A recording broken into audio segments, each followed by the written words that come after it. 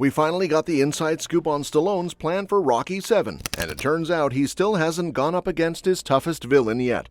So let's break down everything we know about Rocky 7. Ready? Let's dive in. If Sylvester Stallone ever gets the chance to make Rocky 7, his vision for the film shows that Rocky still hasn't faced his toughest opponent yet. And no, it's not some unstoppable fighter in the ring, it's something even bigger, scarier, and harder to beat. A while back, Stallone shared some details about his plan for Rocky 7 on Instagram, but he later deleted the post. Still, fans caught enough to get a glimpse of what he had in mind. It turns out the story would have included a heartfelt moment featuring Rocky's late wife Adrian, and also introduced a fresh mentorship storyline where Rocky takes a new fighter under his wing. The big catch? Stallone doesn't actually own the rights to the Rocky franchise. Producer Irwin Winkler does, which makes any plans for another Rocky film complicated, to say the least. It's one of those so close yet so far situations where Stallone's passion is obvious, but legally and logistically it's a tough hill to climb. Now, it's been about 18 years since the film came out, Rocky Balboa came out, and that film alone was a powerful reminder that even at 60, Stallone still had the heart of a champion. Since then, he's passed the torch to the Creed series, where Rocky helped train Adonis Creed, the son of his old friend and rival Apollo. While Stallone played a huge role in Creed and Creed 2, his absence in Creed 3 left a noticeable gap. The movie was still strong, but without Rocky in the mix, it just didn't quite feel the same. If Rocky 7 were to happen, it wouldn't just be another sequel, it'd be a huge deal, not just because Stallone's been playing this character for nearly 50 years, but because this new story takes Rocky into a totally different kind of fight. According to Stallone's notes, this time Rocky wouldn't be stepping into the ring. Instead, he'd be fighting for something even more personal, his neighborhood. Yep, Rocky 7 would have centered on Rocky defending his home turf in North Philadelphia from gentrification. The story had corporate developers swooping in to upgrade the neighborhood, raising prices, forcing out longtime residents, and stripping away the soul of a community that had been there for generations. And Rocky? He'd be right in the middle of it, standing up for people who made the neighborhood what it is. And here's where it gets even more interesting. Rocky wouldn't be fighting alone. He'd team up with a young Latino fighter named Chucho, nicknamed Chucho the Mutt. Together, they'd push back against the development and try to protect the neighborhood's identity. It's a totally different kind of battle for Rocky, but in many ways, it's exactly the kind of challenge that defines him. Not physical strength, but heart, grit, and loyalty. This idea flips the usual Rocky formula on its head. Instead of fighting a muscle-bound rival in the ring, he's taking on corporate greed, something cold, calculated, and without any kind of emotional arc. That makes it even more dangerous. Most of the Rocky and Creed villains are human at their core. They've got flaws, sure, but they also have stories. Corporations, on the other hand, don't care.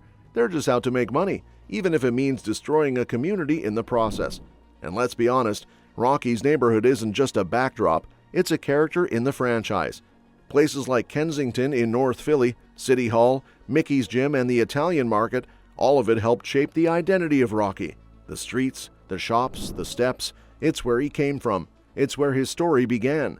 So it makes total sense that he'd want to fight to preserve that legacy, not just for himself, but for everyone who still calls it home. Plus, there's Adrian's restaurant. That place carries so much emotional weight. It's named after the love of his life, and it's a reminder of everything they built together. If developers come in and change everything, that memory could be lost. And for Rocky, that's probably unthinkable. By taking on corporations, Stallone would have introduced a villain unlike any other in the franchise.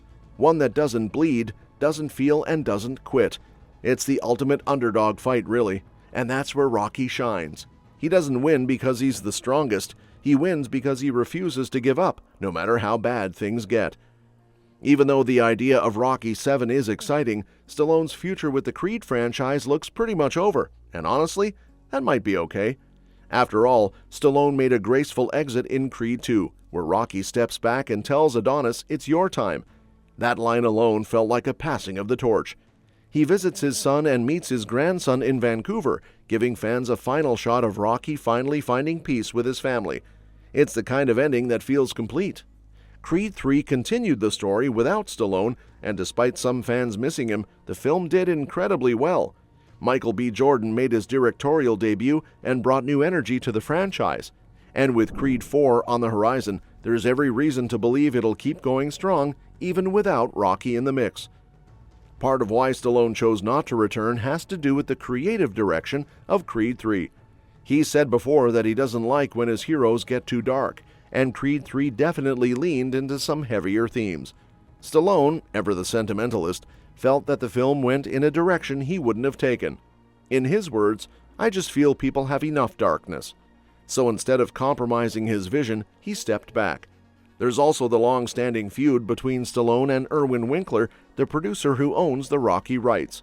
Stallone sold the rights decades ago when he was a struggling actor, and while the franchise has made billions since, he's never had ownership over his most iconic creation. That tension between them has only gotten worse over the years, and it's a big reason why Stallone has distanced himself from the franchise's future. Despite all this, Creed 2 gave Rocky a satisfying send-off.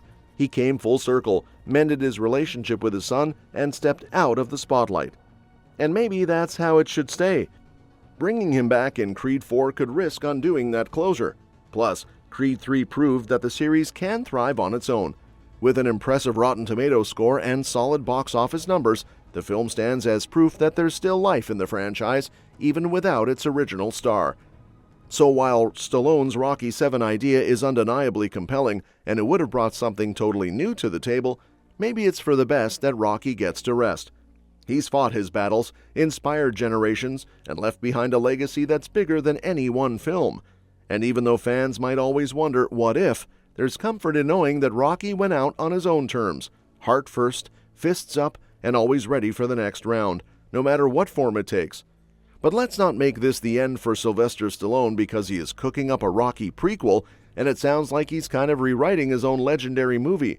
We're talking about a young Rocky, around 17, meeting a 15-year-old Adrian long before their iconic awkward date at the ice rink in the original 1976 film.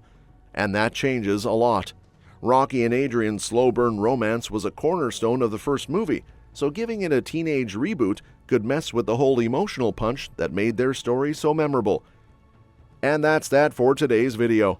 Thank you so much for watching, and we will see you in the next one. Your suggestions for future videos are always welcome in the comments below. Don't forget to like, share, and subscribe to stay in the loop. And if you want, you can share your thoughts about this video in the comments.